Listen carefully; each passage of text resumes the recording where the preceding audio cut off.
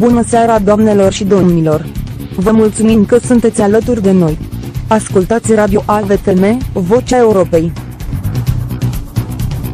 Jó estét, hölgyeim és uraim! Köszönjük figyelmüket! Önök az a AVFM Rádió Európa hangja műsorát hallgatják. And, good evening ladies and gentlemen. Thank you for tuning in. You are listening to A Voice for Men Radio, the voice of Europe.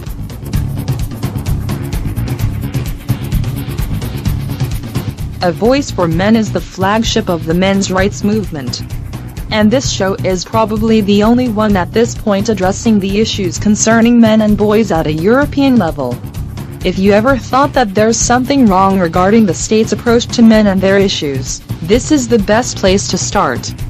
This is the place where feminism gets to be called out on its lies and propaganda, and the state is invited to get out of people's lives. Please consider visiting avoiceformen.com and see how the truth in action sounds like. We are here and we don't plan on leaving anytime soon. And now, Lucian Valsen shall bring us on today's topic.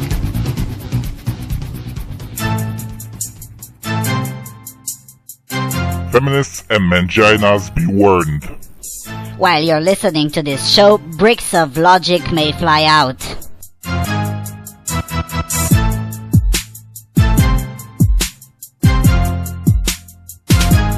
Good afternoon, ladies and gentlemen. Tonight at The Voice of Europe we'll be talking about social engineering. What is it? What are its forms? How it's being done in Europe? And hopefully we'll get to touch a bit on how it could be counteracted. Defining social engineering is in and of itself a particularly difficult task, given that the term has been used in all too many contexts since the Dutch industrialist J.C. van Marken introduced it in 1894. For the purpose of this talk, we'll define social engineering as the act of influencing a person or a group of persons to accomplish goals that may or may not be in the target's best interest. This may include obtaining information, gaining access, or getting the target to take certain action. From the definition, one gets to notice that social engineering is not a good thing or a bad thing per se, but it is rather an amoral concept, a tool if you like, and thus the moral judgments ought to be applied on the way it is being used. The prohibition of murder through various moral codes or values, through law or through customs, is an example of social engineering, and virtually nobody would argue that that's a bad thing. The thing is that social engineering can be used as a means to achieve a wide variety of different results, and for the purpose of this talk, we'll focus our attention primarily on gynocentrism as a tool for social engineering, and particularly on the most current version of that tool, feminism. Measures of social engineering can be implemented in various ways, but there are two big ways to do it that have been obvious in the last century in Europe. Bottom-up, such as the Solidarity movement in Poland, or top-down, such as the creation of the new man in the USSR. Now, clearly, these aren't the only two ways, but I chose these two examples because they can provide a decent parallel, albeit admittedly an imperfect one, with regards to the difference between classical gynocentrism and feminism as tools for social engineering. Whilst there is an ongoing debate with regards to the origins of gynocentrism, what we know for sure is that it's at least older than feminism, and it has served as a tool for social engineering for at least as much as feminism. Gynocentrism was, and is, for the most part, a concept implemented in a bottom-up style through various moral codes or values or through customs, and it is probably the most long-standing tool for social engineering, given that other concepts, albeit arguably older, haven't been around in a continuous manner in the way gynocentrism was. Gynocentrism is essentially the continuous focus, albeit in different degrees depending on the circumstance and the environment, on the well-being and the integrity of women. Despite the postmodernist, or as I like to call it, primitivist feminist narrative, gynocentrism has been around long before the very idea of feminism even existed, and its manifestation can be seen in almost every culture that existed on this planet in the last few hundred years. Customs such as women and children first, or the reluctance to hold women accountable even when the formal law considered them equal, are all manifestations of gynocentrism enforced in a bottom-up style through values and other customs, mostly without overt authoritarian coercion. And this is how we get to feminism, which has oftentimes been defined as gynocentrism on steroids. Unlike gynocentrism, feminism is, at this point in Europe, a top-down way of implementing social engineering, which makes it far more dangerous than its previous forms. Karen Stroham recently described feminism and its gynocentric rules at her latest talk using the catchphrase, "Meet the new boss, more sexist than the old boss," and this pretty much sums up the problem. During the times of classical gynocentrism, these values were transmitted within the family and were enforced through peer pressure, but the reach of these values was, however, quite limited since one had multiple ways of avoiding it, the easiest one being to simply associate with people who are less gynocentric in thinking. Now, however, we see all over Europe that one encounters increasingly bigger difficulties when trying to stay away from top-down enforced gynocentrism, to the point where even a domestic violence shelter for men is seen as a hotbed for misogyny or homophobia, as we've seen recently happening in Serbia. How did we get to this point? In short, through quite a lot of historical revisionism, lies, damn lies, false statistics, and the exploitation of the pre-existent gynocentrism. 50 years of that seems to have been quite enough to now have the EU pretty much literally saying that all men are rapists, or to have certain governments, such as the Belgian and the French one, quite literally banning normal speech, just in case it offends women. Acknowledging that there are no solutions, only trade-offs, we ask, how do we counteract this mess? Is it even possible to eradicate gynocentrism? Why? At the beginning of this talk, we defined social engineering as the act of influencing a person or a group of persons to accomplish goals that may or may not be in the target's best interest, thus implying that when the actions are not in the target's best interest, they are still in the engineer's best interest. So we dare to ask, cui bono? Is it really in one's best interest to keep jacking up the gynocentrism? What do you think? Call in and engage! I am Lucian Vulsan, and this is the Voice of Europe. Alright, we're back. Greetings everyone, this is Lucian Vulsan broadcasting from Cluj-Napoca, Romania. Alongside with me as usual is James Huff, also the producer of this show. It's great to be here. We have a very long news section prepared for you, but before going into that, I need to notice the fact that the show started 1 hour later than usual, just like it happened last week. I promise you this is the last time this is happening. It's mainly because of the daylight saving time, which begins 2 weeks earlier in North America and consequently 2 weeks later in Europe. So as of next time, we'll be back on our usual time global wide. With that being said, please, James, play the news jingle and let's go to the business. You are listening to AVFM Radio, the voice of Europe. This is the news.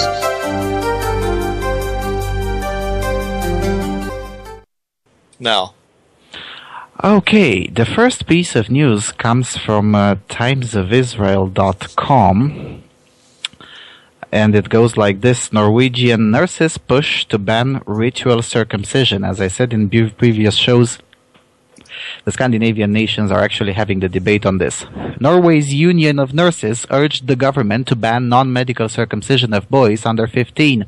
The Norwegian Nurses Organization reported the plea in an interview with its director Astrid Guddelang Esvik, which was posted Tuesday on the organization's website. Quote, "We need to gain acceptance for setting a minimum age of 15 or 16 years for circumcision so that the boy himself can decide," Guddelang Esvik said, outlining a presentation she made to Health Ministry officials on a February 27th meeting.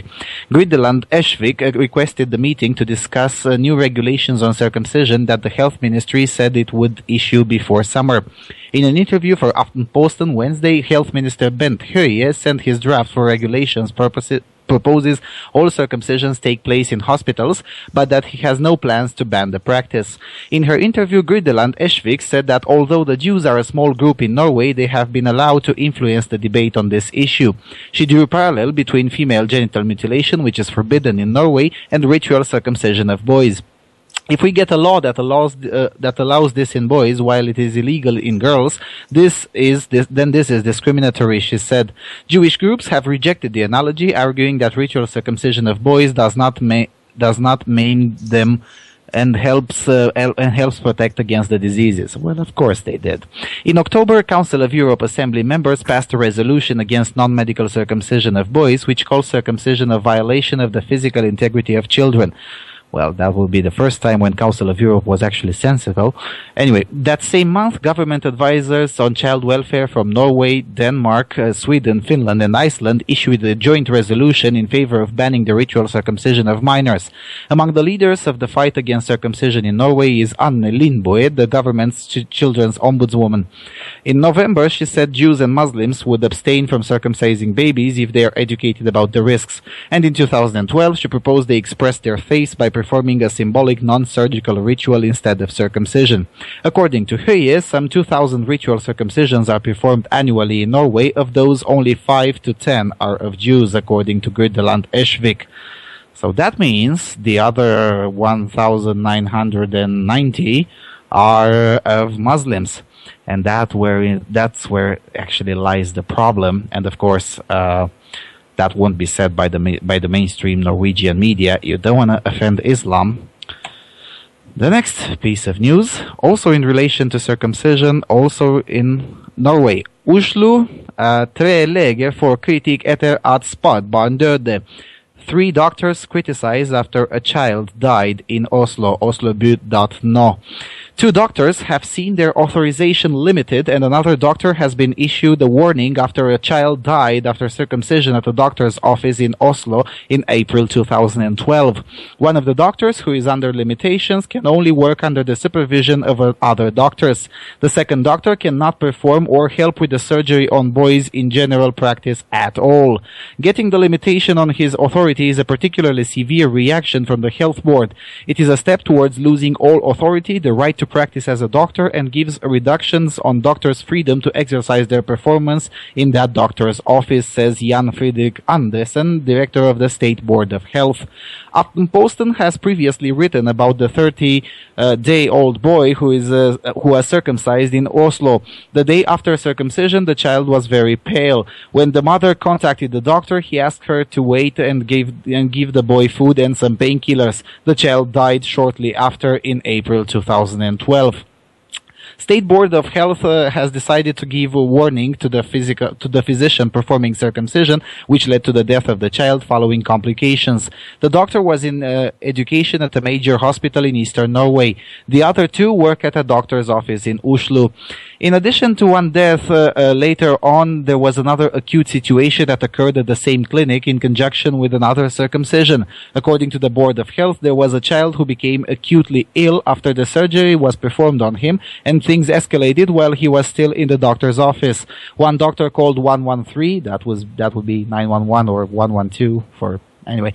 And according to the operator who took the phone call, the doctor was clearly shocked. The only piece of information that the operator received was the child was unconscious and that he was breathing. There was not any piece of information provided that the child had been circumcised or that he had received local anesthesia. One of the doctors who got the toughest punishment cannot exercise independent activities as physician and must work in a subordinate position under continuous supervision in public. Furthermore, it was decided that the 2 doctors cannot perform or assist in elective surgery on children or in general practice. The health board believes that one doctor has repeatedly failed in dealing with complications after surgery on young children. The article is even longer, but this pretty much sums it up. Well, with these 2 pieces of news, I would argue that Norway is actually getting tough on the issue. Would you think that, James? Yes, I would. I mean, it's probably a world premiere. I don't know. Norway has been at the forefront of this issue for quite some time, and also on the issue of domestic violence against men. Norway was one of the very few Western European nations, or Western nations in general, to actually take on the issue appropriately, I would say. Something's happening there in Norway. Because, let's face it, I mean, it's quite politically incorrect to say something wrong about circumcision. And it's politically incorrect for so many reasons. And it's the kind of topic that pretty much gets to upset everyone. I mean, I don't know. I really wish them good luck.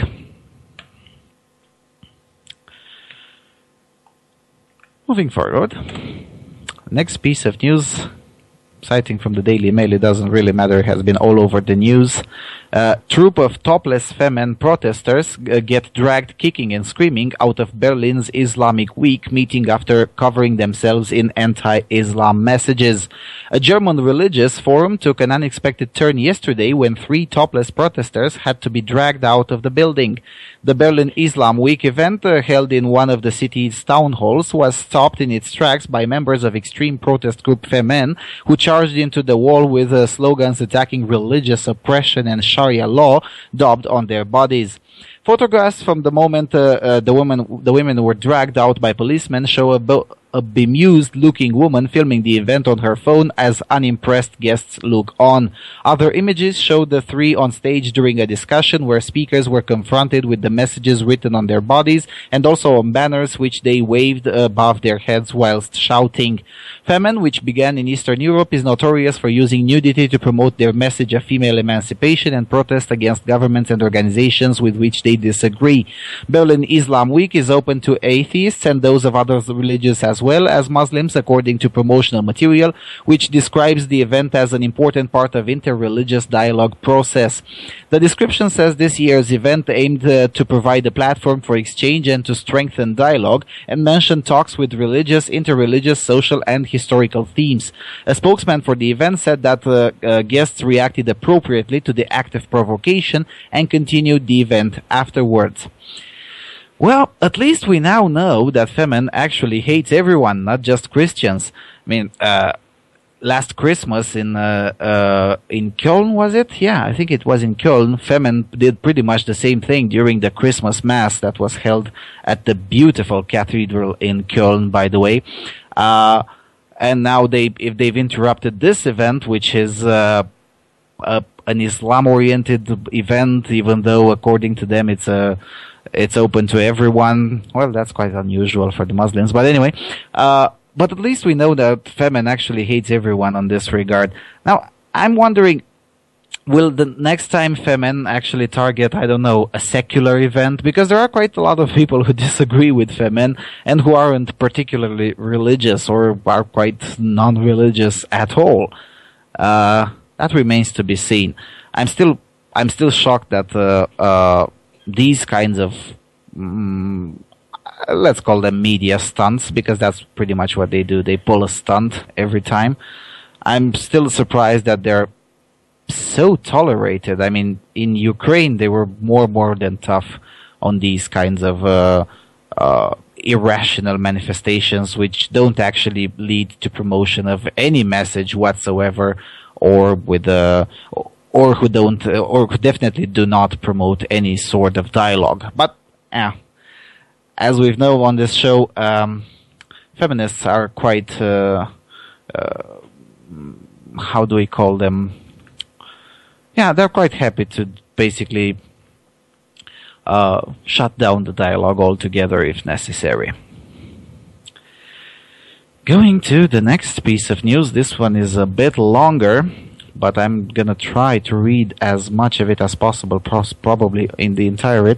It's not from Europe, it's from South Africa, but since nobody is covering that part of the world, and I thought this is important, coming from the Mail Guardian, which is a continent-wide newspaper based in South Africa. Man severely beaten for speaking out about his penis amputation. 3 people have been arrested after a Podoland initiate who lost his penis and spoke out about it in public was beaten for shaming the custom. 3 suspects are to appear in the Flagstaff Magistrates Court on Wednesday for allegedly assaulting a 20-year-old man from Podoland in Eastern Cape after he spoke at a community meeting of his dismay at losing his penis in a botched traditional circumcision in June 2012. Dingeman Räikän, a doctor who treated the man at the time of his injuries at Holy Cross Hospital near Flagstaff, said, quote, "The initiate was allegedly accused of shaming the custom by sharing his story of penile amputation at the meeting on Wednesday last week. The next day, on the Thursday afternoon, 3 men beat him severely. He suffered injuries to his head, feet, arms, and legs. He was hospitalized and has since been discharged, but his injuries are still too severe that he cannot speak." According to a community member who witnessed the assault but asked not to be identified, the attackers were in their mid-20s and appeared to be drunk. A person who attended the meeting and wanted to remain anonymous said, quote, "The meeting at which the young man disclosed his condition was a gathering to discuss general issues, not initiation-related issues. But the amputee felt the urge to share what had happened to him and to ask traditional leaders what they were going to do about it. The 3 attackers felt the tradition is sacred and speaking about injuries harms the culture." Pondoland has in recent years endured some of the highest numbers of initiation-related deaths and injuries in the Eastern Cape. According to provincial health department figures, 43 initiates died during the previous initiation season in December 2013. The next initiation season starts in June this year. In 2013, Räikän and a colleague conducted a study in Pondoland and of initiates who lost their penises or part thereof as a result of initiation-related injuries. Quote, "Just during last year's winter season, 175 initiates were admitted to public hospitals in the Alphen-Zo and Oliver Tambo districts, and 25 lost part or all of their penises," Räikän said. The Netherlands-born doctor has since moved to Malawi to practice medicine. In January, he set up a website, I can't pronounce that, ulwaluko.co.za, which criticizes traditional leaders for the high number of initiation-related deaths in Pondoland and advocates for the incorporation of medical male circumcision into initiation ceremonies. Traditional leaders have rejected the website, accusing Räikän of interfering with their culture and pornography as a result of his publishing photos of injured and mutilated penises. In Pondoland, injured initiates or penile amputees live in a constant fear of their condition being discovered. In August 2013, the Mail and Guardian published the stories of such men. The man assaulted this week was one of the men featured. In the story, the MNG referred to him as Ayanda Biti, a pseudonym. Biti said then, quote, "I went into that tent to become a man, but I came out as nothing. Today I don't know what I am. I want a wife, but how will that ever be possible?" End of quote. At the time, BT fled his home village in an attempt to have a better life. He told the MNG, quote, "My life has become a race of running away from the truth. I keep blaming myself for what happened." After BT spoke out in public last week and admitted to being an amputee, the young man's grandmother, his closest living relative, as both his parents died years ago, was traumatized, according to a friend. "She's so surprised and shocked that all along he was living with a deep secret like this. She's very concerned about her grandson, and so is BT's younger brother," said the source. Nkule Konjeshi, director of the Community Development Foundation for South Africa that works with traditional leaders to make circumcision safer in Eastern Cape, said he was not aware of the latest incident. "But we're condemning such action with the strongest contempt because injured initiates should not be stigmatized or ill-treated. They need to be accepted. There's a criminal element involved here that needs to be discussed with traditional leaders." Eastern Cape Health Department spokesperson Sijwe Kupello condemned the attack, saying the perpetrators should be brought to justice. "This man's penile injury is not an isolated incident. We have many initiation-related injuries and the ritual needs to be made safer. We, as the government, need to ensure that initiates who have been injured are supported and the perpetrators, including the traditional circumcisers and nurses responsible for penis-related injuries, are severely punished. They're being allowed to get away with murder." Well, here is the tradition in action. The real tradition, that is. Pretty nice, huh? What do you think about that, James? Yeah, that was pretty much my reaction when I first read the article. I mean, seriously? I'm pretty sure these initiates in South Africa who are being also told that they have their what they call it, the male privilege. I'm sure they're now looking for that privilege. God damn it. I really can't understand how these kinds of things can be tolerated. Going a bit on a more lighter level, ITV.com. Michelle Moon wrote this article. Women reach board level on merit and hard work. Quotas would risk driving us backwards. Michelle Mon, OBE, started her career as a promotional model after leaving school at 15. She started out as an admin assistant before launching underwear brand Ultimo in 1996. In an article for ITV News, mother of three Mon gives her thoughts on the need for women in the boardroom and the latest figures released this week. It's hugely encouraging to see more women than ever before in boardrooms of leading companies, almost double that of 2011. However, I have to say that I've never been entirely comfortable with there being a target or quota. I want to see more women in top position on company and public boards, yes, but this is not the way to do it. I want to see them there because they deserve it, because they have worked hard and are there on their own merits. For me, this borders on positive discrimination. Absolutely, major companies should be urged to welcome women into their boardrooms as they would a man, but rather than gender, it should always be about the best, most qualified person for the job. Appointments should only be made on merit and not sex, and this is how I run my business. Business comes first and should not be about addressing the gender imbalance in this way. Like age or race, I would never employ someone just because they're female or and there's a requirement to make up the numbers. Personally, I would be ashamed and embarrassed to know that I'd been employed or promoted because I'm a woman, and I'm sure my colleagues would feel resentment toward me because of it. Also, how does a quota help to reduce inequality in the long run? I've had to work really hard to get where I am, and yes, there have been obstacles I've had to overcome being a woman, and that's something a lot of women deal with. But the smart thing to do would be to focus on building capacity and opportunity for women, which is hugely important, rather than setting an arbitrary target. Look at ways to encourage more women to develop their skills and their confidence, to network and cultivate opportunities for themselves. I have never spoken to a woman in a business who thinks a quota is necessary, and I doubt I would be where I am today if I hadn't had to compete as an equal every step of the way. My question would be, what if there are no female candidates qualified to do the job? What do we do then? Draft in a team of inexperienced women to make up the numbers? Of course not. Not only is this bad business practice, but this is going to drive us backwards towards the days when hiring someone was about age brackets and whether or not someone was likely to leave soon to have children. Ultimately, if you're good enough, if you work hard enough, you will succeed. That's always my advice to women in business, and I hope they get there because they deserve it. Well. Oh God, the feminists are going to crucify her. Yep. Yeah.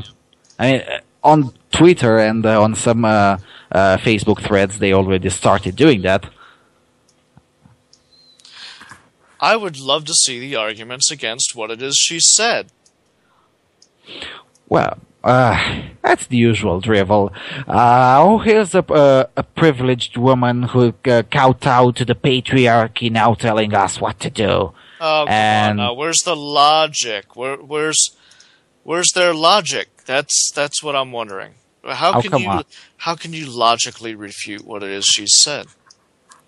Well, come on. I mean, you know, we both know that logic is a phallocentric patriarchal concept. Logic is a tool of oppression. Right. It's all about their fucking feels. Oh, my feels are hurt. Oh God.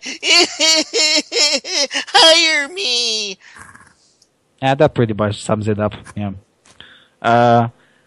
The only objection that I would have to her, to this speech, basically, because it sounds more like a speech than an article. The only objection that I would have, it's not really an objection, but rather a question. I really, really want to find out, and maybe sometime, someone would be able to explain to me, like to a 5-year-old, what are exactly those obstacles that are specific to women? Because, look, although this woman is talking sense, she still says that, yes, there have been obstacles I've had to overcome being a woman. I'm really, really curious, what exactly are those obstacles that aren't faced by men as well? I mean, besides, mere biology, as in you might want kids and you actually have to bear the pregnancy, but besides that, what are exactly those obstacles? Because she says there's more than one. What exactly are those obstacles? Care to speculate, James?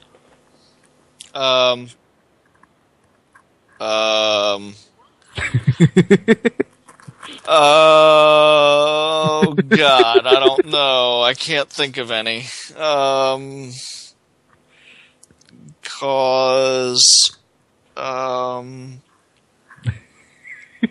Well, fuck. I'm at a loss, man. Seriously, I mean, I thought about this topic quite a lot because as I was watching, a debate recently that was carried around using money given by the European Union. It was also about this topic, and it was a woman defending the position of the anti-feminist position, basically. And even though she was talking sense in 99.9% of the time, she was still using this mantra. Well, but of course there are obstacles to me as a woman, but I overcome them because I'm a talented person. Now that's fine, but I'm really interested. What exactly are those obstacles that are specific to you as being a woman, and obstacles that no man ever at all encounters? I'm really curious. I think the obstacles are in their own head. I really do. I think it's in their own head. I'm probably going to say the unpopular thing here, but I'm going to do it anyway. I've known too many women who look in the mirror and can't stand what they see. They nitpick every fucking thing inside and out, and if it's not perfect, they just lose their shit. So I really think that it's in their head. It's in the head. You just have to. I don't see perfectionism as something inherently bad, to be honest with you. But on the other hand, what I am interested in knowing is, I mean, if it's all in their head, then could this be blamed on some sort of external influence, or could this be blamed on biology, or maybe both? I mean, the only people who have been telling women that they can't succeed unless some help is promoted are the feminists, at least in the last 50 years. So I guess 100% of the career women today have heard this bullshit, at least in the European Union. So she could just be spouting off what has been driven into her head time and time again. I mean, it could be as simple as that. Regardless, it's in her head. It has no real basis in reality. I mean, come on. For any guy who's been in any kind of relationship, how many times have you actually looked over at the woman you are going out with and think to yourself, "Wow, she's really great. She's a beautiful woman," and you tell her that, and the next thing you know, for some reason, you're the asshole for bringing up the fact she's beautiful because you've just reminded her of every fucking flaw that she saw in the mirror while she was putting on her makeup that morning. Yeah, that pretty much sums it up. I mean, I remember I asked once an entrepreneur from around here who was heard saying something like that in the press, and she basically said, well, I don't think there is any. I mean, she said it, but then when challenged about it, okay, please care to give us some examples? No example was given. So yeah, I mean, I'm really, really curious what's the driving force behind these things. I mean, what makes so many career women to say it, but then, of course, most of them actually admitted that they can't bring up any example. So I'm curious because it's being a generalized phenomenon. It has to be something in there. I don't know. I don't know. I don't know. The next question is does it really matter? Nope. Because at the end of the day, people are going to do whatever the fuck they want to do. Unless they got a gun held to their head. And even then. And even then, there's assholes like me who take the third option. And that's to take the fucking gun away. Okay? I see absolutely no problem with providing equal opportunities. And for the most part, I think that's what a lot of that's what a lot of people are looking at. An equal opportunity to be able to succeed. When we still have them, at least in the U.S., the majority of fucking millionaires in the U.S. are self-made. They didn't inherit their money. They went out and they fucking made that money. And that's a good thing. Look it up. So all this talk about, oh, he didn't earn anything, he got it because of privilege. Yeah. No, they fucking went out and they earned that money. The majority of millionaires in the U.S., I don't know what it's like in Europe. I know 50 years ago, the idea was that Europe was old money and America was the new money. That's pretty much true for the most part, even though things have been changing. Thanks to the economic crisis. I mean, I'm one of the assholes who says thank you to the economic crisis, and I actually mean it. Right, because it sort of evens the playing field in a lot of ways. It basically brings everyone back with their feet on the ground. That's the main benefit. And then you get to see who the hell the real swingers are, as opposed to the asshats who don't know shit from Shinola. Yeah. I'm just on a roll today. Yeah. Well, I'll let you continue on, man. No, I really like this part because I get to say that I love the economic crisis. Anyway, more batshit crazy stuff, this time from Norway. The local.no Norwegian troops get unisex dorms. You're gonna love this piece of news, James. The Norwegian army has started making women soldiers share unisex bedrooms with their male colleagues in a bold, some might say dangerous experiment. Surprisingly, though, the women so far report a cut in sexual harassment. The new unisex dormitories have been trialed at a military base in northern Norway, with each room putting 2 women together with 4 men. According to Ulla Britt Lilleås, the co-author of the report The Army, the Vanguard, Rear Guard and Battlefield of Equality, the women reported that sharing room helped make them one of the boys. To them, there was nothing strange about the unisex rooms, she wrote. They had entered a common mode where gender stereotypes had disappeared, or at least they were less obvious. One woman soldier, who had purchased especially large underwear to minimize her sex appeal, was surprised to find that rather than accentuate gender differences, sharing a room helped make them less relevant. You have to be a team here, and then you have to live together in order to be able to trust in one another, said one of the women, who concluded the rooms were a damn good idea.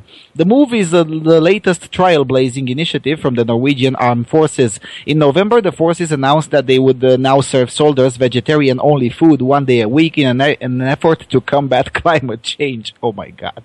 In August, they announced that male recruits would be permitted to grow their hair long, so long as they kept it in ponytails or braids, as is required for female recruits.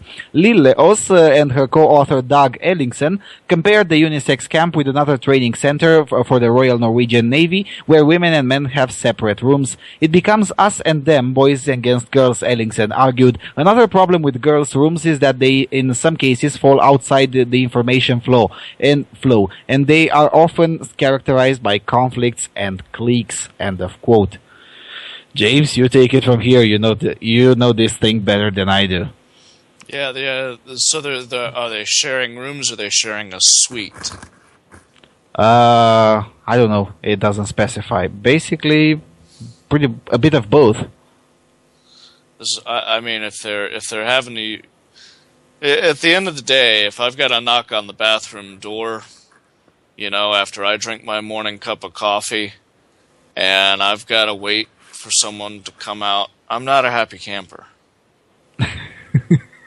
Okay, if I go in there and I see female toiletries lining the sink, I'm not a happy camper if I'm a soldier. There should be, that separation, I think, still needs to be there. You know what I mean? I don't have an opinion on this subject. You're the experienced guy with this. Frankly, yes. I guess it makes more sense for that separation to be there. Not because of cliques or whatever they say in this article, and these two asshats who portray themselves as researchers. No, not because of that, but because I don't know. The fucking biology, for instance. I mean, seriously? No matter how you try to portray it, and no matter how much rhetoric and how much primitivist, postmodernist, quote-unquote, thought you put into it, at the end of the day, there will be very, very few females who can arguably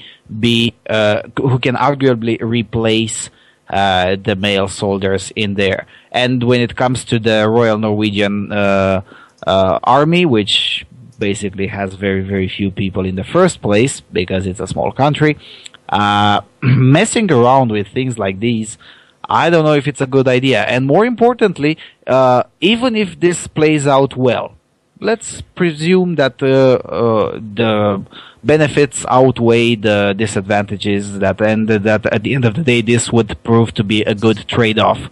I don't think it would be even relevant for bigger armies, such as, I don't know, the US Army or the French Army, or, I don't know, bigger armies. I don't think it would be relevant because the sample is too small. I don't know.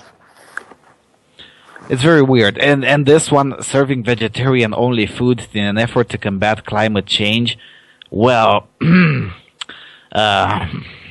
really? I mean, what? You're gonna, climate change is, today is gonna rain, tomorrow is not gonna rain. Okay, so this is for the army. They're gonna serve vegetarian-only food to the army, right? Yeah, 1 day a week in an effort to combat climate change. Oh, that's wonderful. Gee, wonder how many of their vehicles are running on fucking diesel! How many damn diesel engines do they have sitting lined up by the hundreds inside of a fucking motor pool? Oh my god. And also, this is a unit in northern Norway. You know how cold is in there? Oh, that's a lot of heat. That is a lot of heat. What the hell are they burning for heat? They, instead of making the motherfuckers eat something else, what they need to do is turn off the heat for 24 hours. That would do it, right? Yeah, well... I'm not really sure that's a good idea, especially in the Dog Ulf or even the northern areas. I'm just saying, man. You've got these asshat ideas about combating global warming. If you're not going to be shoving soy down their throats 7 days a week, you're not going to do anything. 1 day a week, really? When you can walk out to any motor pool and see hundreds of vehicles all lined up, ready to roll with all this diesel. And I promise you, they get their shit from the lowest bidder like every other army in the world.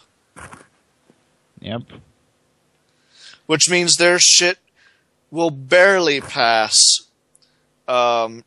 emission regulations, more than likely. And when they don't, well, gotta grease the wheels sometimes. You see what I mean? Yeah. You know what I'm talking. You know what I'm talking about, man. You know what I'm saying. You know what I'm saying.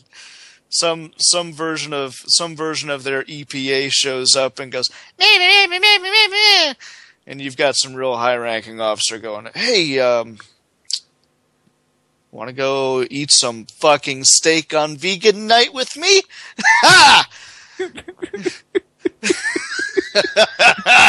You know what I mean?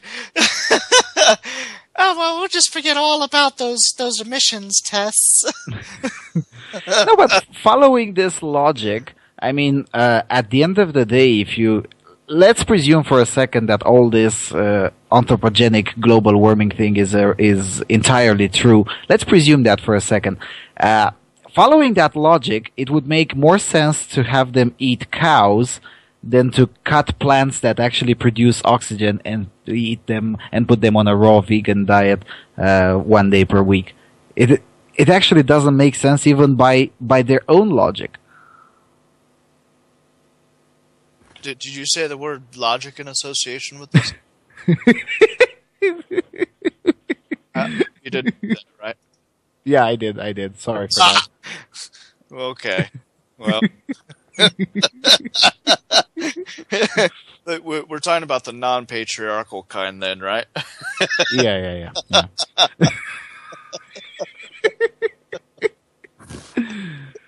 Holy hell. Where the hell do you drag these stories from? I mean, am I living in an alternate reality here? Hold on, let me check. No, I've still got my Franken beans. I'm okay. What the hell, man? Vegan for the military with hundreds of diesel vehicles lined up, and then you're gonna let the dogs sleep with the cats. Yeah, that's a really great way to run a disciplined force.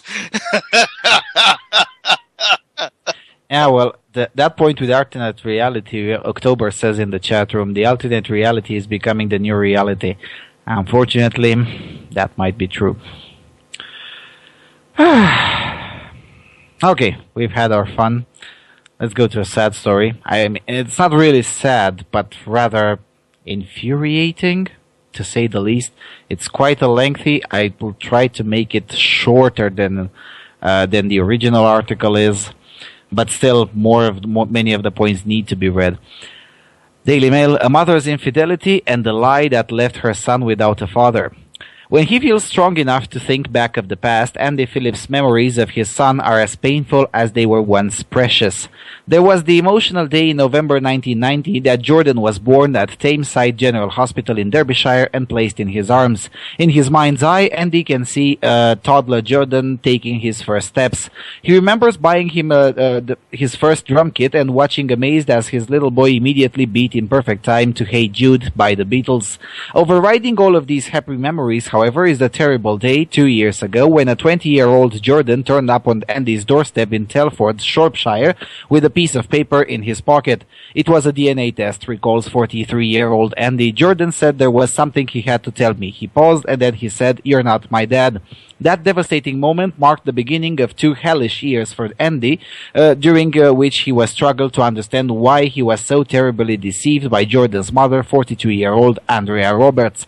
Forced to pay child maintenance after they separated when Jordan was 7, Andy believes that Andrea suspected for years that the boy was not really his son.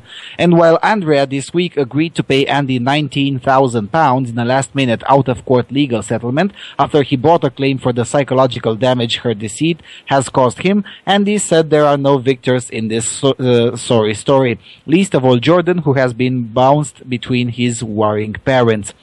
Indeed, the court case has caused such bitterness that Jordan, now 23 and a drummer in a band, is no longer speaking to the man he once called dad. Despite Andy's insistence, he still loves him like a son. He doesn't want to know me, Andy says. It's as if I've lost him twice over. While Andy, an engineer, is still undergoing counseling to cope with the trauma of discovering that Jordan is not his son, Andrea says she too has suffered. Oh. She insists she didn't know for certain that Jordan was not Andy's son until a DNA test in October 2011 confirmed the truth. I was 18, she told the Mail. I can't believe that what happened when I was so young is still haunting me after all these years. In a heartfelt letter she sent to Andy after he discovered the truth 2 years ago, she wrote, quote, I truly didn't have a plan at 18 years old, but as terrified, immature, confused girl whose own father turned his back on me, I took each day and tried to do what was best at the time. You and I were together, and that's how I wanted it to be. I'm not a bad person and wouldn't want to hurt anyone. In yet another twist to the story, she is now in a relationship with Jordan's biological father, her former childhood sweetheart. Yeah, she's so affected by this. You can already feel for her, right? Yeah, me neither. Anyway, the article is long and it goes through all of the details, but this part is probably the part which should make any thinking person understand why I don't feel for her at all, and I think she should be punished harsher. The duped man says, quote, I was only earning £300 a week, he says, but I was happy to support them. When I got home from where I'd take Jordan to the park. People said how much he looked like me and had my mannerisms. There was nothing ever to make me suspicious. But he always thought it odd that Andrea was never interested in getting married or having any more children. Looking back, I wonder if it's because she never really loved me at all, he says. Maybe we were only together because I was the only one who stood up by her when she was pregnant. Even if it is possible to feel sympathy for the teenage Andrea's plight, it is less easy to understand her behavior in the following years. Not surprisingly, given the secret she was hiding, her relationship with Andy slowly fell apart. I was often tired after work and I'd stay in and babysit Jordan. She started going out a lot with her friends, says Andy. And there's more. The breakup might have presented Andrea with a chance to establish the truth about Jordan's paternity. Instead, she asked Andy to pay £120 a month in child support, even when in 1999 she married a new boyfriend, garden center owner Rob Price. A few years later, she asked Andy to increase payments to £160 per month, threatening to involve the child support agency if he didn't agree. Andy, who refused because he felt he was contributing enough, says, it's cruel she put me through all of that knowing that Jordan might not be mine. All those years of deceit are hard to forgive. Although all through my 20s and 30s I had this hanging over me, explaining why she kept the lie going on for so long. Andrea wrote in her letter to Andy, quote, as time has gone on, I started to get serious feelings that we need to find out for sure. I felt Jordan had the right to know, but there never seemed to be a right time. More than anything, I was terrified of hurting Jordan, of course. But if Andrea had suspicions about her son's paternity, so too did Jordan's biological father, Paul Rothery, who in yet another legal statement provided as part of this troubling case, said it crossed his mind right from the start that he might be Jordan's father. Once, when Jordan was a toddler, Paul, who lived locally, saw him playing in the garden. He noticed physical similarities and admits, this made me start to think that maybe Jordan was my son. He wrote to Andrea without mentioning his suspicions, but says she never wrote back. It wasn't until February 2011, after her marriage to Jordan's stepfather, Rob Price, had broken down, and that they finally met up and discussed the matter. Andy's sense of injustice became so profound he wrote to the CSA asking if he could reclaim his payments. He calculates that the maintenance payments total around £4,894 and that he has paid an additional £2,760 into Jordan's account over the years. When he was told he couldn't take back the money, he decided on legal action. With hindsight, was this wise? Did he not envisage how harmful would this be for his son? I wanted justice, says Andy, who admits he didn't foresee how this would affect his relationship with Jordan. I wasn't interested in revenge, but I couldn't live with what she did to me. Because UK courts deem that raising a child is a privilege, it is not possible to reclaim maintenance payments from a deceitful mother only to make a claim for psychological damage as a result of the deception. And the solicitor Roger Terrell, who specializes in paternity fraud, says that numbers of such claims is rapidly increasing. Why paternity flawed in scare quotes? Whatever. In January 2013, in what was believed to be the first case of its kind, another of his clients, Richard Rodwell, received £25,000 in damages after discovering the son and daughter he had raised were not his. Since then, Mr. Terrell has been contacted by dozens of other men who have been similarly deceived, and it is estimated that 1 in 25 fathers are unwittingly raising children who are not theirs.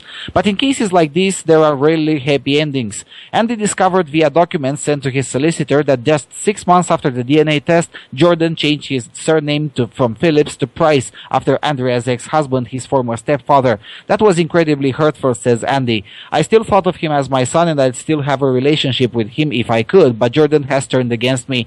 He thinks that by taking legal action against his mother, I'm punishing him, but he's as much of a victim in all this as I am. Andrea's relationship with Jordan's true father is a final twist, but as she says in her legal statement, quote, it would not be right to think that we're playing happy families with Jordan, as that is far from reality, end of quote.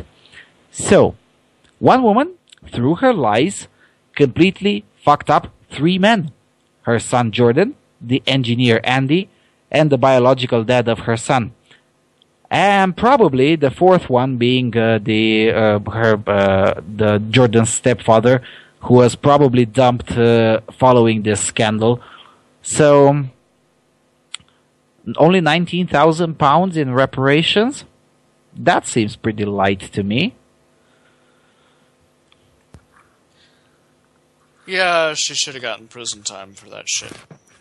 Yeah, and you remember, James, we had once the conversation about how deep can these things go with as they pertain to paternity fraud, because ultimately the child is the most hurt by this one. I mean, in this case, at least the child found out who the real father is.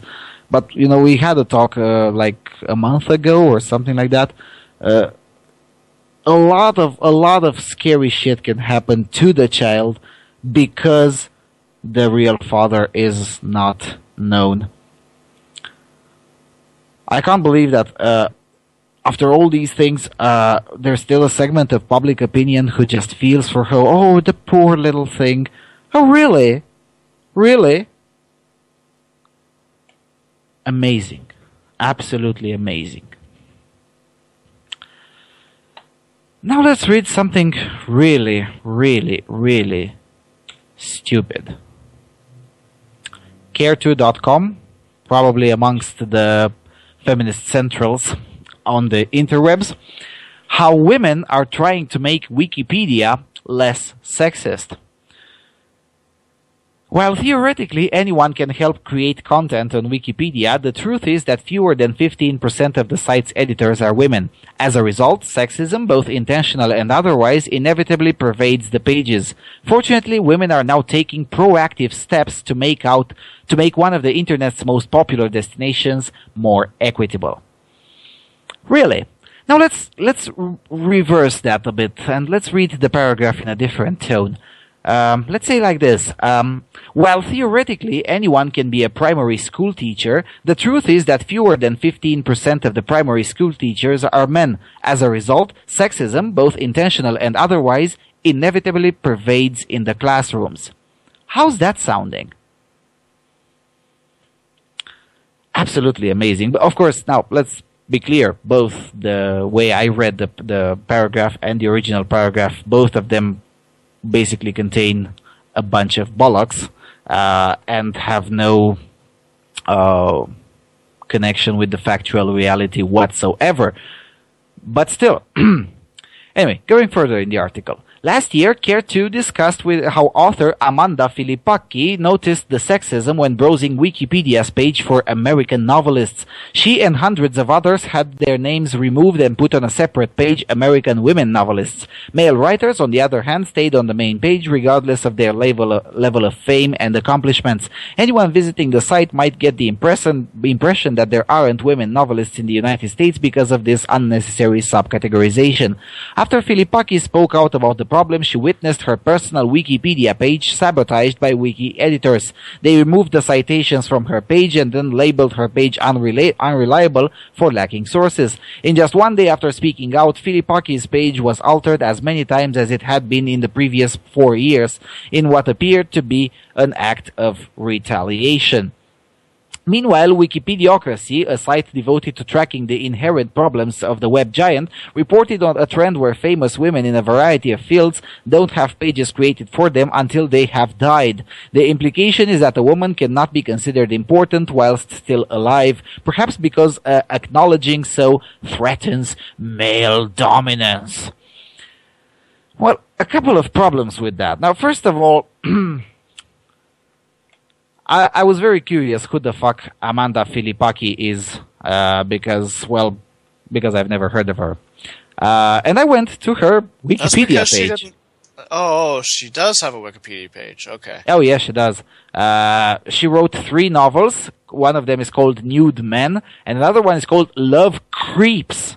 Well, that's precisely maybe the reason why I have never heard of her. She's part of the literary movement called postmodern. Okay, now I know why I have never heard of her. But what drew my attention from her Wikipedia page is that it says here, Filipaki was born in Paris and was educated in France and in the US, and she is the daughter of former model Sondra Peterson and Daniel Filipaki, chairman emeritus of Hackete Filipaki Medias. So, this is the person who cries oppression? I mean, she attended the American School of Paris in St. Cloud, which is a very elite, private, expensive school, one of the most expensive schools existent in France. And she's the daughter of a former model and the chairman of someone who has his name on the door, Hackete Filipaki Medias. This is the person who's crying oppression? Are these people for fucking real? Yes, they're for real. And I'm supposed to feel sympathy for them? Oh, the poor little oppressed thing. Oh, how she had her Wikipedia page sabotaged. Oh, cry me a river, for fuck's sake. But the other problem with this article is says here that, some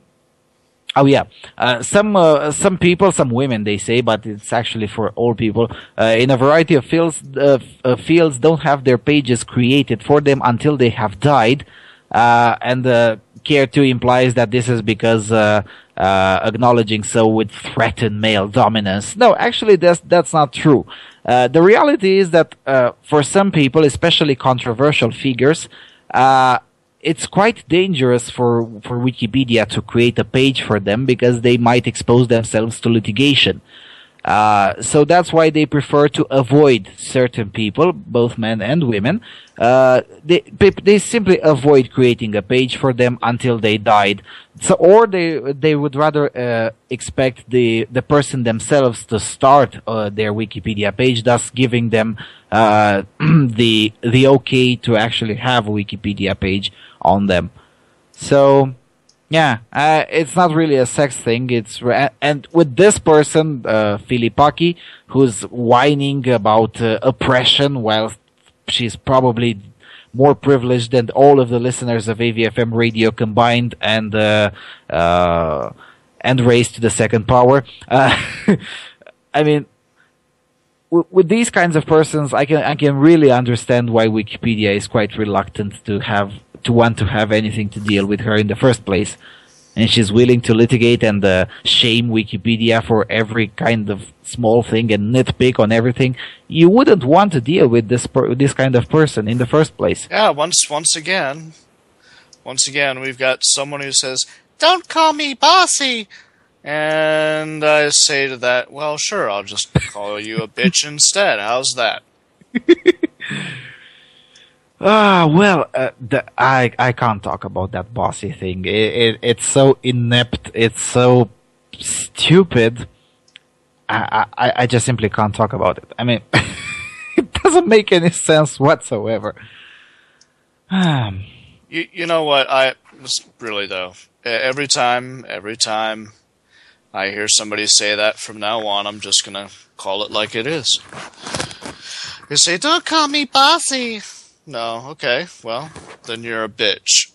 Yeah. How about that? How's that? How's them apples?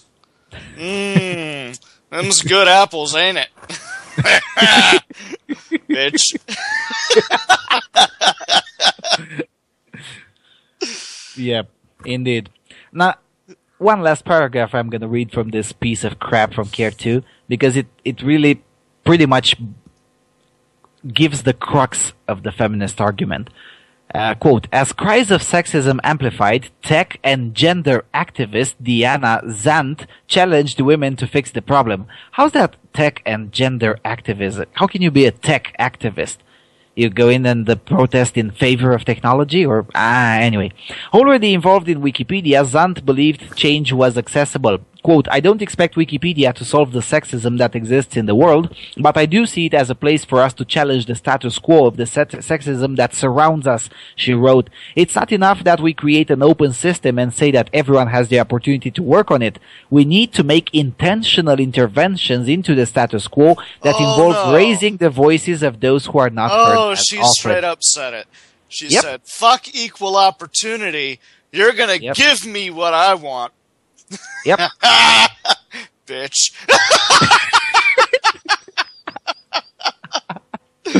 That's what she's saying. She's saying it's not enough that we can go in and make shit. We have to have it made our way. And you gotta make it for us. We don't want to do it ourselves. 'Cause I'm too much of a bitch.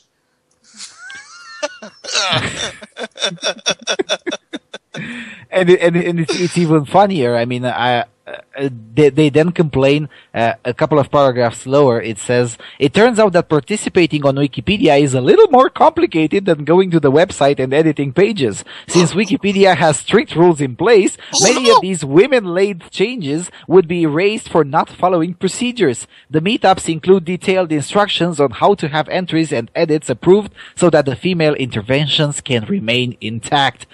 Much oppression, indeed. God, oh God, they have rules. They have rules that people have to follow. Oh, wait, no. They have rules that women have to follow. Oh, God. So those goddamn patriarchs. Oppressive fucking rules. We should just let them go on and write whatever the hell they want about any subject. There we go. That's how you make it all better. Yep. Bitch.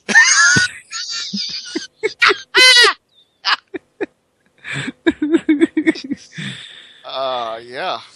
Well, folks, you know what I feel about that, don't you?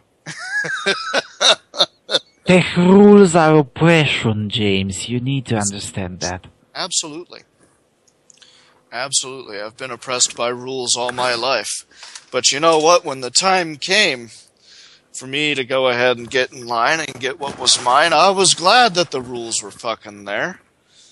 Because it kept asshats like this cunt from coming along and taking what the hell I earned. Yep. Pretty much. Absolutely amazing. I mean,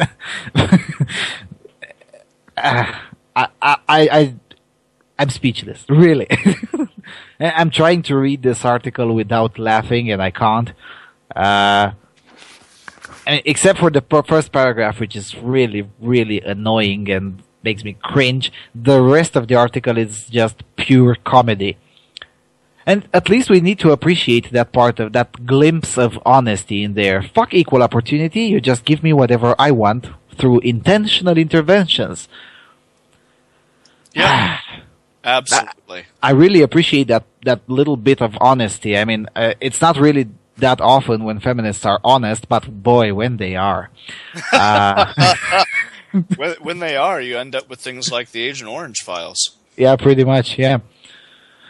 I'm still left with thinking, what the hell is a tech and gender activist?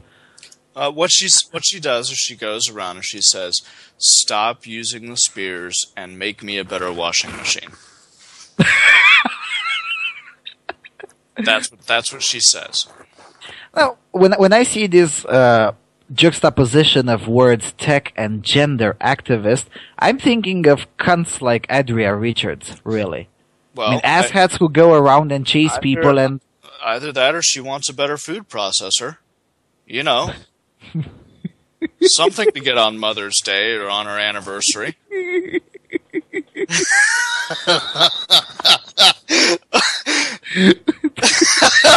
Oh, that was bad, wasn't it?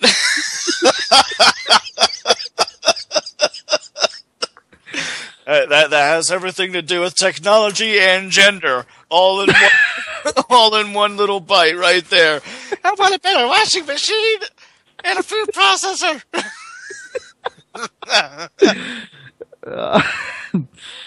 Yeah.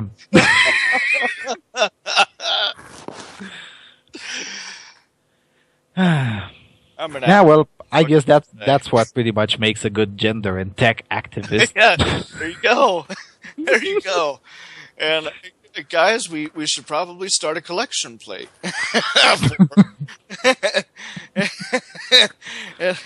and see whether or not we can give this bitch a good food processor for her birthday.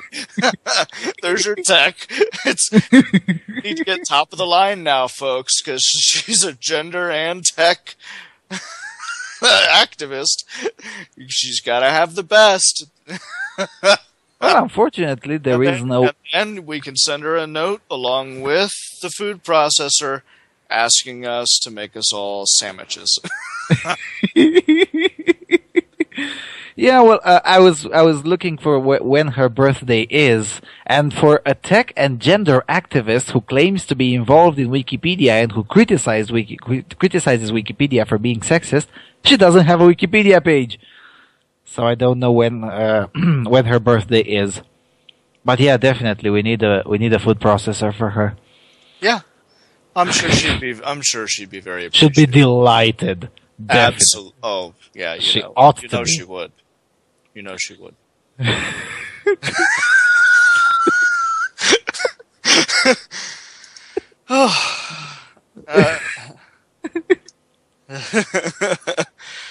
I'm not always a dick, but when I am, I buy people food processors.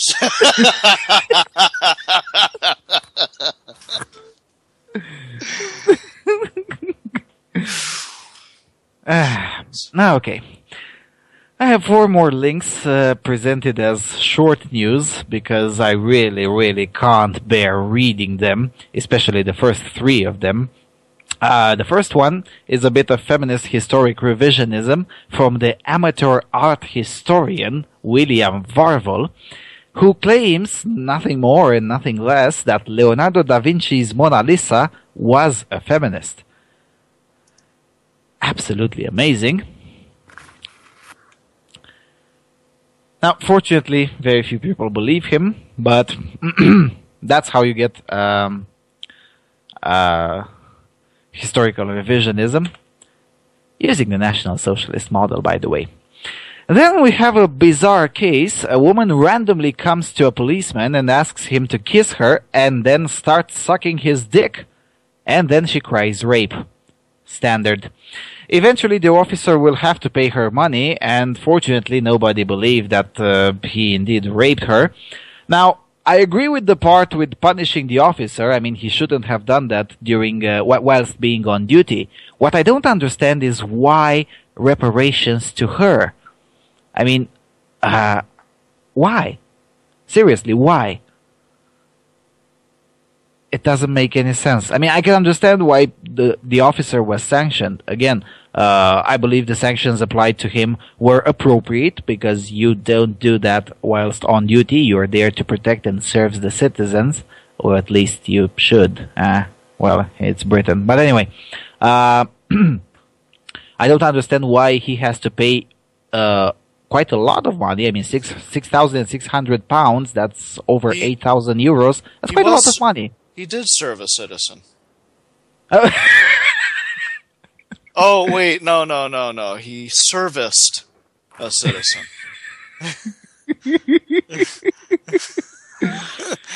What's the problem here? What that's not a public service anymore. It should be. I mean, we look at sluts as a public service, right? Not in Britain. Oh, okay, I gotcha. That's only in Canada.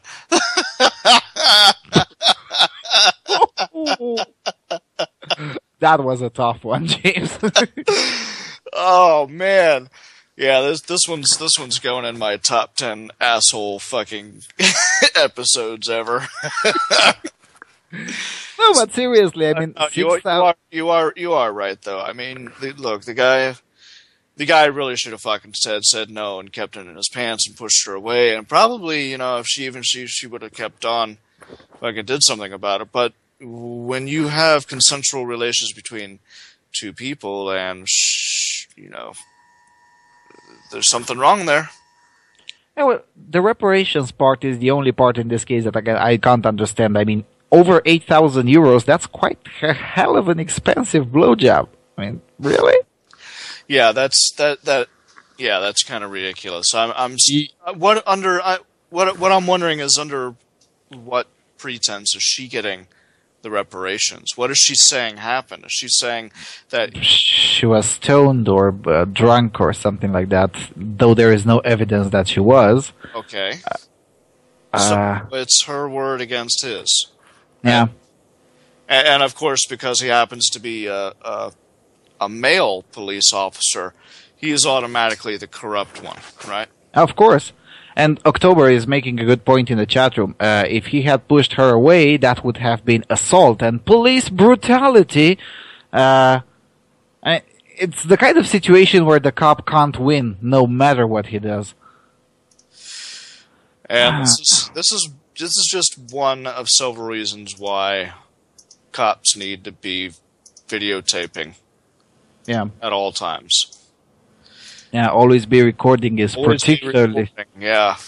And especially if you're a cop. It's also one of the reasons why I think citizens should be able to videotape cops at any time. Well, in theory, they are. In theory. I don't know how things are in Britain, but in some other EU countries, you might have a problem if you start videotaping. There's been problems here in the U.S. with people who have videotaped cops, up to and including beatings and arrest. Stuff like that has happened. But like I said, if the cops expect to be able to stay safe, especially in this type of environment, they're going to have to start carrying the same GoPro cameras that a lot of MRAs are starting to carry whenever they go postering. Yep. And the next one in the short news thing, it's an article that basically shows the result of there is a pedophile behind every Bush threat narrative that we've been having, pretty much all of us. I mean, every single country on this continent has had it once in the last 30 or 40 years in some form. Walk on by Britain, two little girls pretend to be lost in a busy shopping center. How many people stopped to help? 1. How many ignored the plight? More than 600, titles the Daily Mail. Well, I can understand why the males simply ignored the plight. I mean, being seen around a child that's not yours. That's pretty much insta arrest. And some areas that's a death sentence. Are you kidding me? I Yeah. mean, you're lucky if the cops get to you before some fucking white knight does. Yeah, I mean, it's basically the result of jacked up cultural misandry. And we're going to talk about quite a lot about that in the second part. This is basically one of the results. Nobody starts caring. We featured an article like this, I don't know, it was like almost 1 year ago. It was in the beginnings of this show's existence. We featured a similar article where a truck driver basically let two children drown because he feared going into the water and rescuing them, because what if someone sees me carrying 2 naked children? Right. How is that gonna look? Did they do anything to that guy or no? No, they didn't. He wasn't under any obligation to help them. He wanted to help them. He stopped the truck and wanted to help them, but then he realized that he's a loner truck driver, and if seen carrying 2 naked children, that's not gonna look good for him. Yeah, I'm surprised. I'm surprised somebody didn't try to prosecute him, because in most cases, it's damned if you do, damned if you don't. Well, I guess even if someone had tried to prosecute him, that would have been less. It would have had a smaller impact on him as an individual than to be prosecuted for pedophilia because he was found lonely in the bushes carrying 2 naked children near the lake. You know? Not to mention, I would imagine the feminists probably don't want to see that type of prosecution come through, because it would end up destroying their narrative in the long run. Yeah. So yeah. And last but not least, A Voice for Male Students reports that women outnumber men in 2/3 of Middle East countries, and then powers some seeds of doubt over the Western feminist narrative about the plight of women in the Middle East. It's quite an interesting article from Mr. Taylor. I suggest everyone to follow from time to time A Voice for Male Students, as Mr. Taylor has started covering things that are outside North America. And with that, I guess it's time to move to a music break, and we'll be listening to a 12-year-old song from the Romanian band Trooper. The name of the song is Strigat, or Shout, and it's from the self-titled album from 2002. So Trooper, Strigat.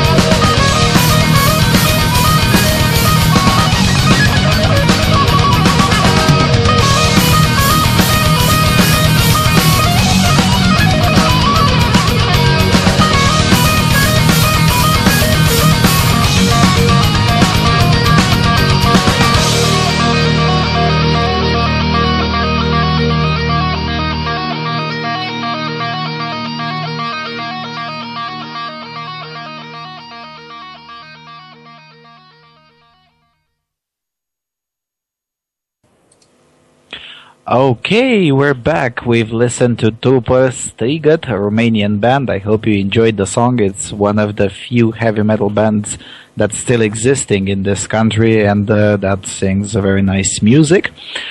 We're in the shorter second part of the term than I've planned because, we've extended the news section a little bit.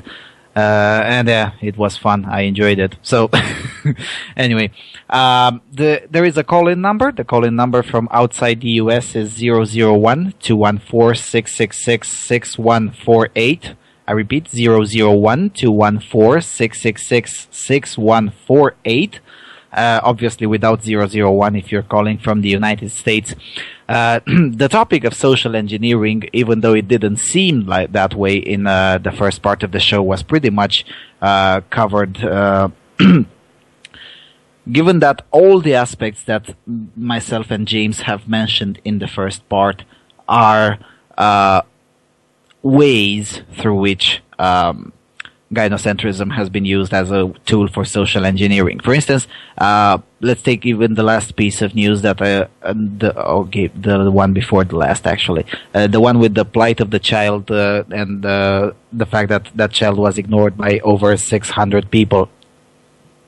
Well, that's basically the consequence of a pedophile hysteria that struck Britain, I think, in the late 80s. Even though, again, every single country has had these kinds of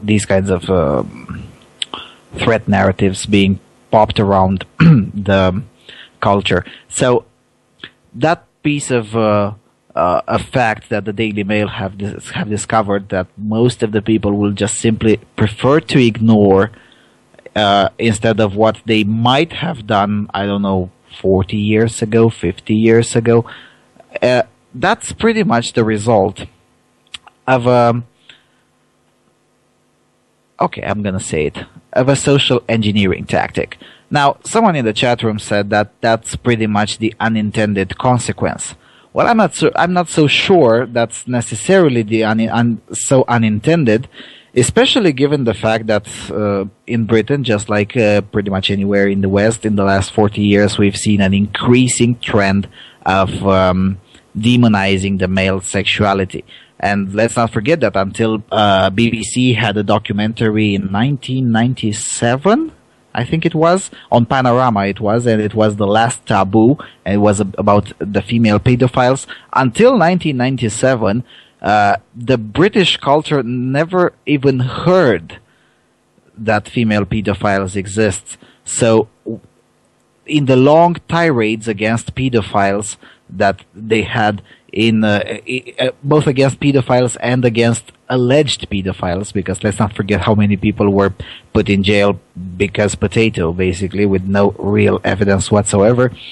In those long tirades, it was basically the male sexuality per se that was actually vilified. And now we reap what we saw. The same is true for the case of the police officer who engaged in sexual activity during the time on duty. Now, of course, he didn't engage because of social engineering, but the punishment he got to pay her damages, that's the result of another narrative, and that is the narrative that women are special snowflakes. And that narrative is basically another social engineering tactic. At the beginning of this show, in the opening rant, I said that we got here through a lot of historical revisionism, and right in the news section, we had a piece of news featuring a bit of feminist historic revisionism. This time, La Gioconda was a feminist. Every single time, maybe a week can go by, but not usually once in 2 weeks, you basically get to see at least one piece of historic revisionism. Either it is the overwhelming female-only oppression throughout history, or all these kinds of all that nonsense. It's always something that basically rewrites history. The same is true with the tactics that Care2.com is lauding about let's go in and edit Wikipedia the way feminists want because more sexism. That's also another way, another social engineering tactic. I mean, knowing that Wikipedia is a place that's considered rather trustworthy. I don't consider Wikipedia rather trustworthy, but most people do, and most people rely on Wikipedia on too many things. Those who wish to engineer things a little bit and to change an attitude, regardless of whether it's in the best interest of the target, this time the public, know that, and that's why they try to edit the things to be more equitable, they say, in reality, more in accordance to the ideology of the group that makes the manipulation, that implements the social engineering. The same is true for the other case that we presented in the news section about the paternity fraud. I mean, paternity fraud has been around for quite some time, and it's one of the few things that has existed existed prior to feminism. Now, we said in the opening rant that feminism is basically gynocentrism on steroids. Well, paternity fraud is something that has existed long before feminism existed because, well, it's possible to do it, and you don't need modern technology to do it. In fact, modern technology is detrimental to the ones doing paternity fraud. But then again, the high protections set in place to protect the perpetrators of paternity fraud, that are a feminist. Those are a feminist invention, because in the past, well, if you were discovered with these kinds of things, there were some consequences. And by some consequences, I mean a little bit more than just paying the poor little fuck a small amount of money. There were bigger consequences than that. Now, however, as of 1970s, and we know this from Man-Woman Smith's documentaries, there are far more protections set in place for the perpetrators of paternity fraud, and little to no protections for the victims of paternity fraud, that is, the fathers and the children. The same is true for the unisex dorms that have been implemented in Norway.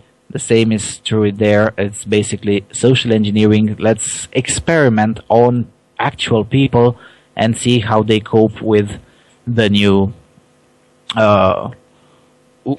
idea put out by the establishment, and so on and so forth. They're all basically ways to social engineer and to basically change the behavior.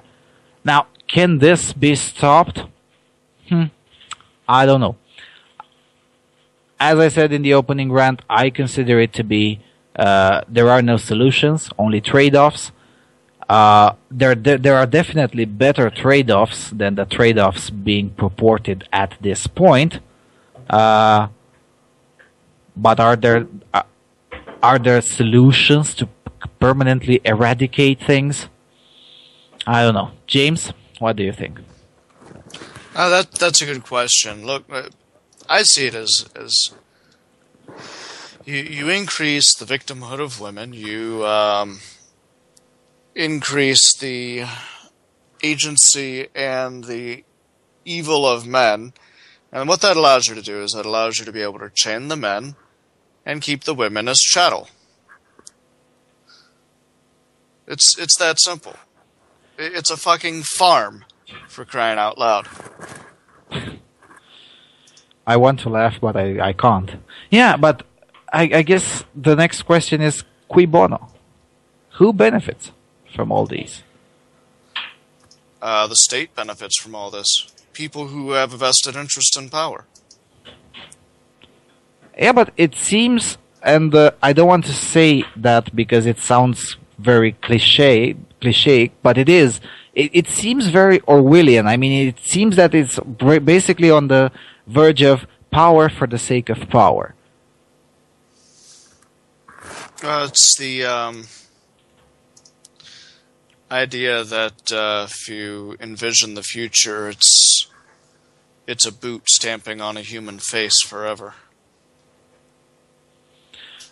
I mean, it's look. I mean, even in this case, what you're doing is you're locking people into specific modes of thought, and in order to do that, you have to build the same type of narrative that's been built throughout human history. But you have to do it with things that are real. Why? Because science and technology are constantly adding 2 + 2 = 4. And so instead of blaming demons and devils for all the ills of the world and setting the hopes and dreams of the people in opposition to the great enemy, you create the great enemy within the population itself. So the population itself has this eternal revolution that is taking place. That eternal revolution being right now against men. And the profits are driven from that. Yeah, but I guess what I'm thinking and I'm asking myself and probably won't get an answer anytime soon is how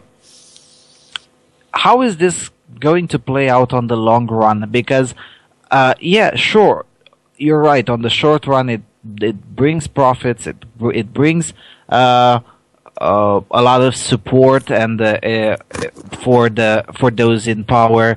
It brings it definitely pays dividends to the state, but on the long run, it's more than a zero-sum game. It's a -1 sum game. I mean, everyone loses. Everyone loses, right?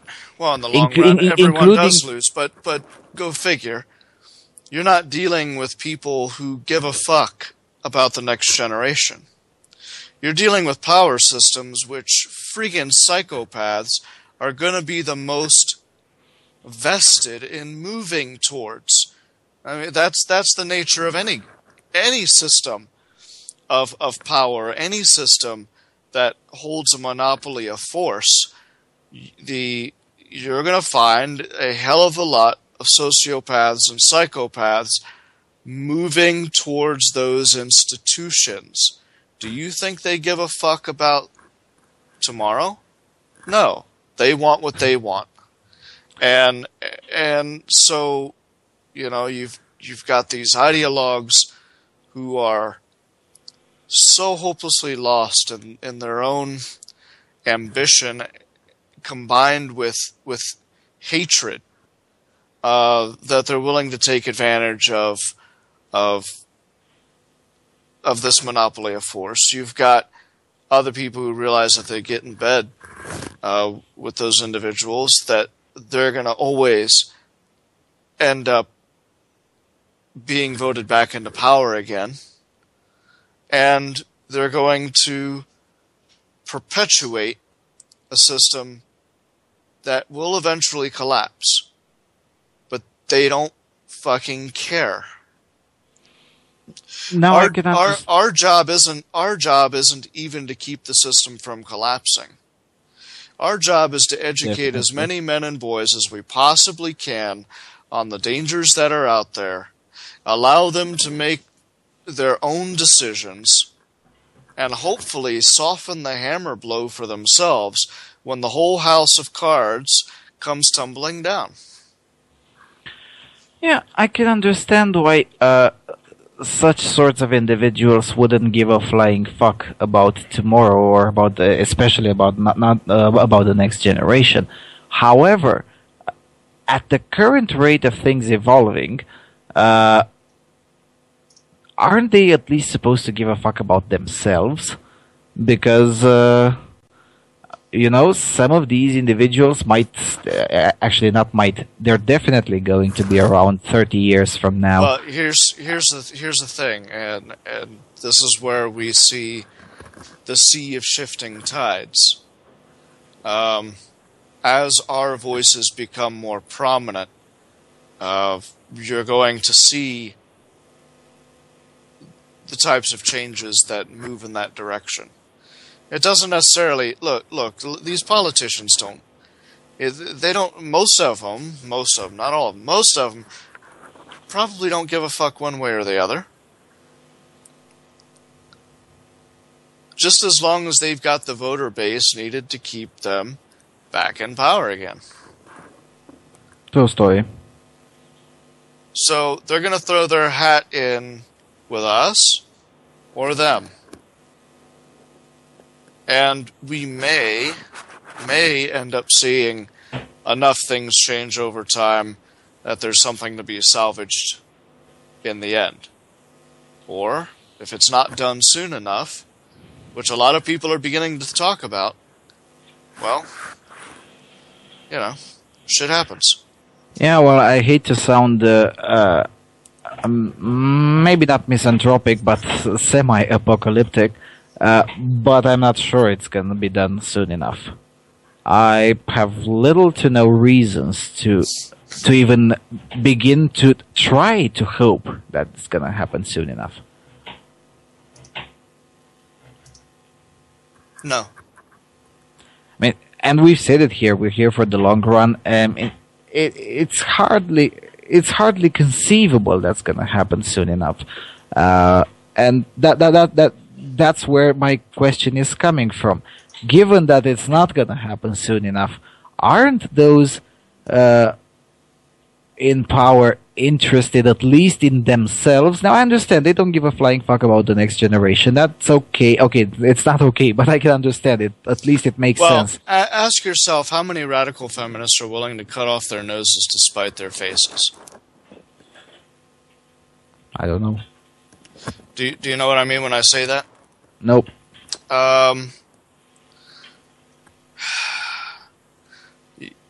Look, there are some individuals out there who are in the halls of academe or who are in the halls of power, and indeed who are within the halls of the great bureaucracies that we have built. So you won't necessarily find them in places like Parliament or Congress or anything like that, but in those slightly lower positions. Yeah, but it's still a position of power. It's still a position of power. But a lot of them don't have the foresight. And even if they did, some of them simply wouldn't care. They would be willing to bring everybody down with them. They just want to see everything burn. That's pretty scary. There's no way to sugarcoat this. That's pretty scary. I'm really hoping you're wrong, but I know you're right. Unfortunately. I'm not wrong. I'm not wrong. I know. And some of these people even imagine that they are saving the world by doing this. There has to be. We should ask Dr. T. There has to be a disorder to describe that condition. I don't know. There has to be. Well, I don't know how it's called, but our friends in Russia have produced a nice song less than a year ago called Schizophrenia. I don't think there is need for translation for that. Let's listen to a great Russian song, and then we'll come back. Brutal Whiskers, Schizophrenia.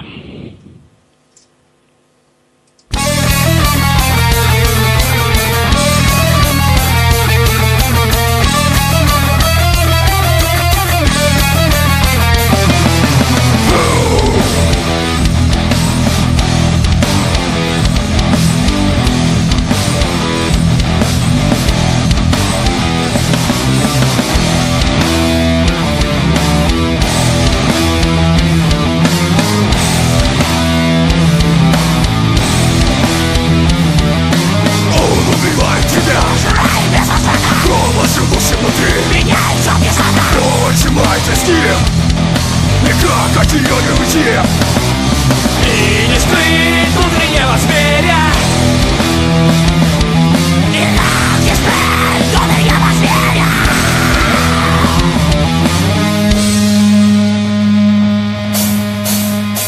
Никто не услышит. Никто не поможет. Больше нету сил. Никто не услышит. Никто не поможет. Ты совсем один. Никто не услышит. Никто не поможет. Больше нету сил. Никто не услышит.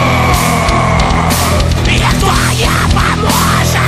Ты совсем один.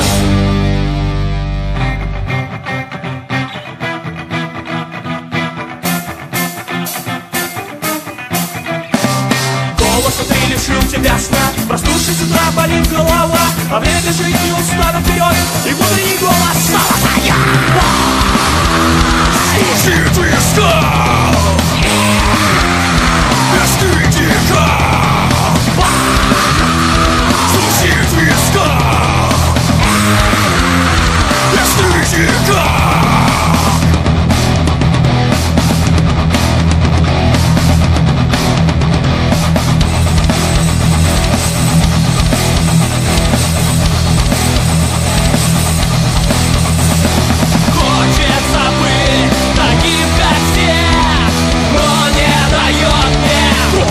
Голос внутри, и не скрыть от лишних глаз и не обмануть самого себя, самого себя, самого себя, самого себя, самого себя, самого себя, самого себя, самого себя, самого себя, самого себя, самого себя, самого себя, самого себя, самого себя, самого себя, самого себя.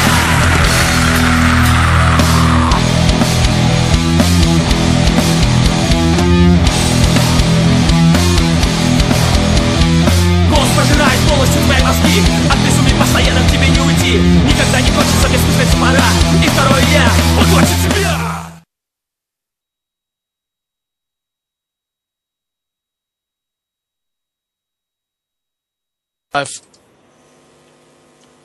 Now? Alright, we're back, folks. Okay, yeah, we listened to Brutal Whiskers Schizophrenia. Now, for any of you who think that James was a bit misanthropic, or maybe he was a bit exaggerating things when he said that there are people in there, especially in the halls of academia, who don't give a flying fuck, or who believe they're doing the world a favor by fucking it around. Well, if you think that James was exaggerating, Jonathan Taylor published an article right when we're talking about this on the show, so it was published a few minutes ago. False claims of rape and harassment are now employed as tools of social change.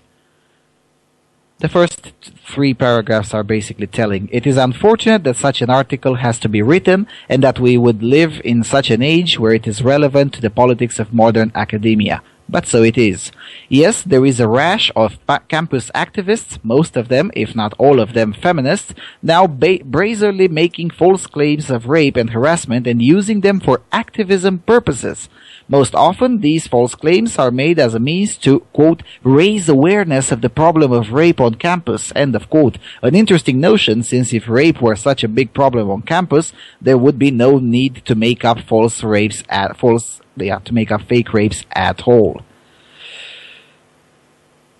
This is pretty much what James said, applied in the real world, and we got the information right when we were talking about it. It couldn't have come more timely. These activists, I'm having a hard time even calling them activists, but anyway, these people, these individuals, some of them don't give a fuck at all, basically ideologues, and some others they actually believe they're doing a favor to the world by employing tactics that basically help destroying it. I mean, it helps destroying the due process, it helps destroying free speech, things that have created the civilized world that we're living in. And with that, I think we've kind of covered pretty much everything we've hoped to cover. I understand James has a special announcement, and then I have an announcement, and yeah. James? Yes, I'm hiring. Tell your friends, look in the mirror, tell yourself. Write your show ideas or suggest hosts to radio@avfm.com. Guys, I want to fill about 8 hours a day with AVFM radio programming.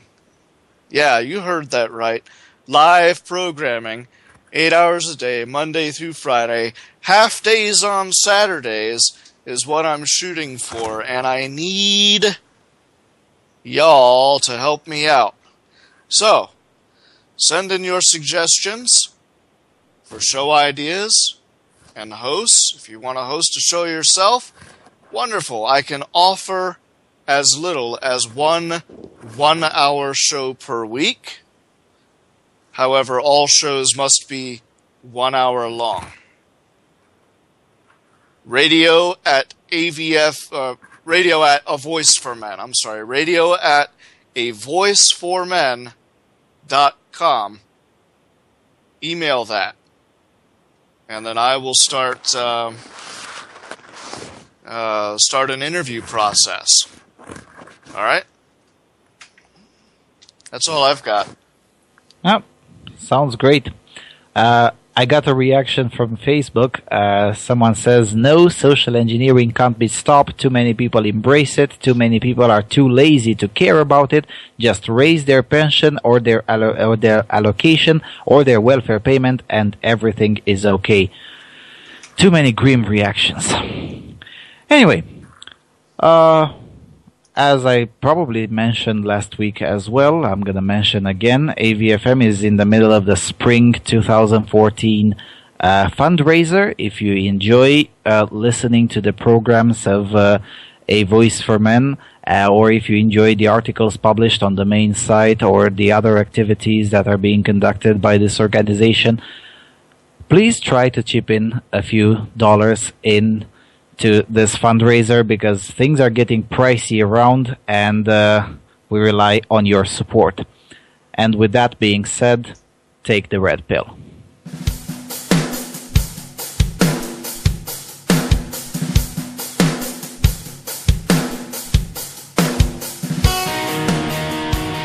This has been a production of A Voice for Man. Lucian Wilson and his guests, thank you for listening to The Voice of Europe.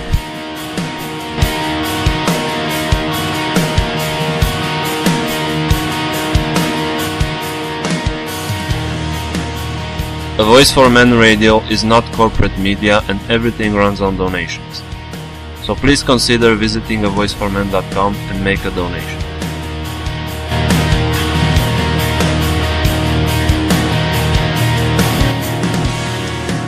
We would also like to thank the artists De Primatera, Mbezna, Cristian Buica, the Iranian band Arsames, the DDG Project, and all the other artists that offered us their songs to use under Creative Commons license.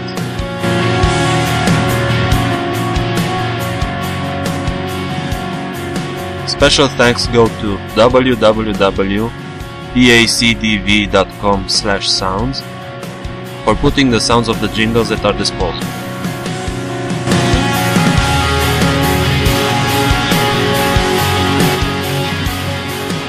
We would also want to remind the listeners to take the red pill.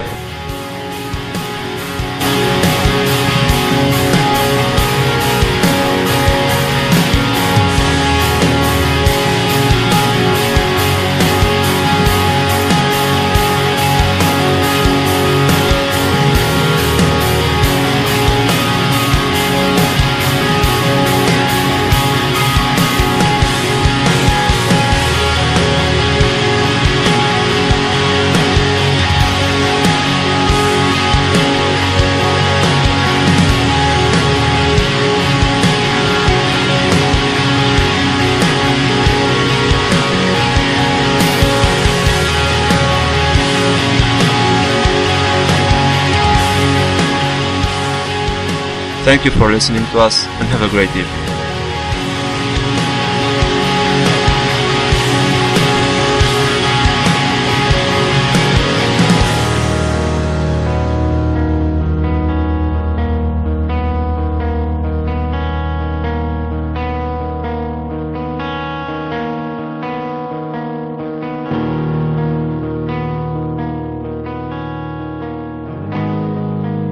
Ați ascultat Vocea Europei.